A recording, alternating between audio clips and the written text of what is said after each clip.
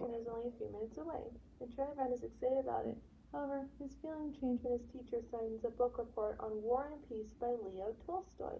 As school lets out, Charlie Brown and Linus decide to let out their anger over the teacher's decision. Linus decides to take his anger out by throwing a snowball at his sister Lucy and Patty, but it flies past both and hits the trunk of a nearby tree. Lucy, knowing her brother would try this kind of trick, packs a big snowball and rolls it like a bowling ball, knocking both Linus and Charlie Brown down to the sound of bowling pins crashing. Charlie Brown complains to Linus that he'll never be able to finish the book and write a paper on it over vacation, but Linus tries to convince him to read it. Just then, the phone rings, and it's Peppermint Patty, inviting Charlie Brown to her New Year's party. Charlie Brown says he has to read his book. Peppermint Patty says it's a boy-girl party, but Charlie Brown keeps insisting he has to read his book. Sally wants Linus to take her to the party, and Lucy expects a certain piano player to take her. She also announces she has enrolled everyone else in a dance class.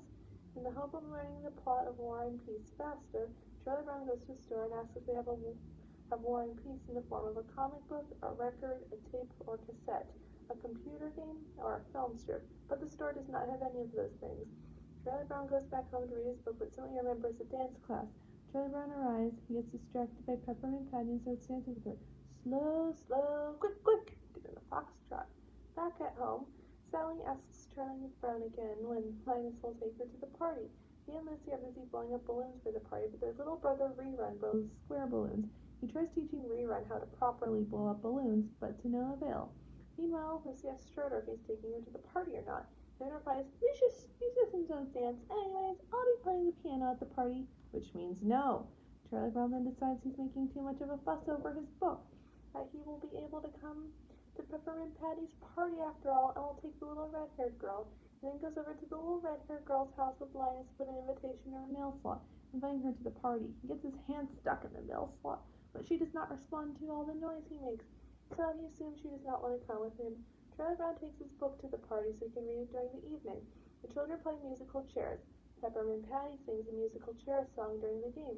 Eventually, she and Charlie Brown are the only ones left, but at the very last second, she beats him.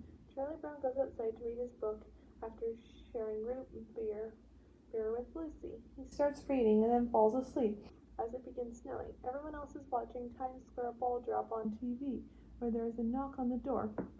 It's Heather, the little red-haired girl, who Linus greets, then asks her to dance with him.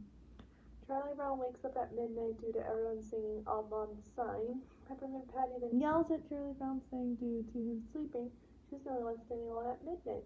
Before Charlie Brown can explain, Sally comes over and yells at him too, that she did not get to dance with Linus, her sweet baboo, like she wanted to, because Linus is dancing with the little red-haired girl on purpose. This shocks Charlie Brown. He discovers the little red-haired girl is at the party and he missed her. Charlie Brown goes out the door to see if he can still see her, but he cannot because she left before, at, or after midnight. Morrissey comes over to him, kisses him, wishes him a Happy New Year. Snoopy's bird friends come in with a sign that reads, New Happy Year. Snoopy growls at them to get the phrase right, and they put the words into the proper positions. Charlie Brown gets back to his report on War and Peace. He receives a grade of D- because the teacher said, looked like the sort of report that was written after midnight on the last day of Christmas vacation, which it was. Linus then alerts Charlie Brown for the next assignment, reading Crime and Punishment by Fyodor Dostoevsky, causing him to faint in dismay under his desk. But Linus wishes him a Happy New Year.